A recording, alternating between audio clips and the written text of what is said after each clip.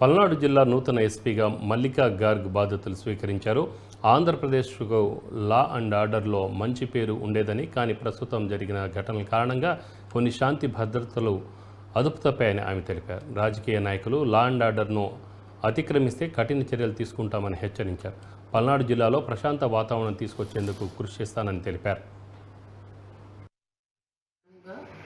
Charge తీసుకున్నాను. So ఇప్పుడు మీ అందరికీ తెలుసు దట్ మన దగ్గర పల్నాడులో అండ్ ఇంకా కొన్ని చోట్ల ఆంధ్రప్రదేశ్లో there have been incidents of post poll and poll day violence. So దానివల్ల కొంచెం డిస్టర్బ్ పరిస్థితి ఉంది, పర్టికులర్లీ పల్నాడు జిల్లాలో.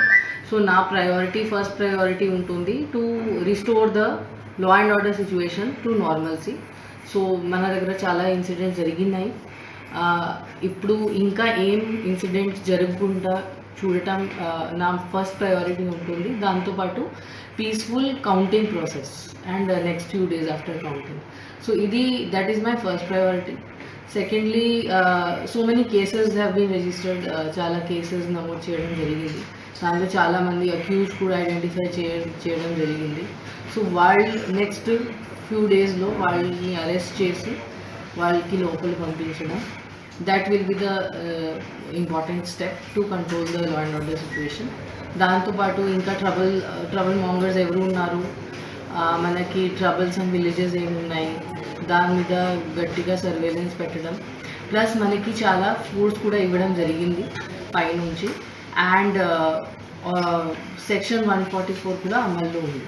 సో అది గట్టిగా ఎన్ఫోర్స్ చేయడం, so that no untoward incidents take place. So that is my main priority, and my request to all political persons, candidates, political parties and public, na main request idi untundi that meeru law and order the rule of law di palan cheyali. Otherwise action cheyadam jarugutundi. We will not spare. ఎవరైనా ఉండొచ్చు, ఎంత పెద్ద వాళ్ళు ఉండొచ్చు, any party నుంచి ఉండొచ్చు, any group నుంచి ఉండొచ్చు, that is immaterial. If anybody violates the law, వాళ్ళ మీద as per law strict action చేయడం జరుగుతుంది. ఇంకా ఇన్ఫ్యాక్ట్ మన ఫోర్స్లో కూడా, మన పోలీస్ డిపార్ట్మెంట్లో కూడా any laxity, any negligence are connivance, వాళ్ళతో రాంగ్ పర్సన్స్తో కలిసి పని చేయడం ఆర్ ఆన్ పర్పస్ ఇగ్నోర్ చేయడం, ఇవి కూడా టాలరేట్ అవ్వదు.